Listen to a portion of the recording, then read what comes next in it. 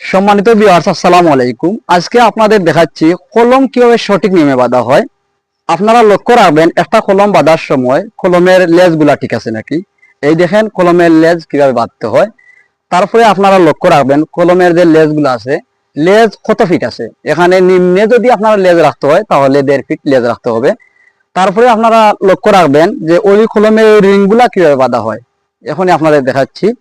দেখেন, এই যে আমি রিংটা বাঁধছি, প্রথমে বাঁধছি এই এই রোটে, কলমের একটি রোটে এই জায়গায় এই কোনারে একটা রিং, পরবর্তীতে আমি বাঁধছি এই জায়গায়, এর বাদে বাঁধছি আমি দেখেন এই জায়গায়।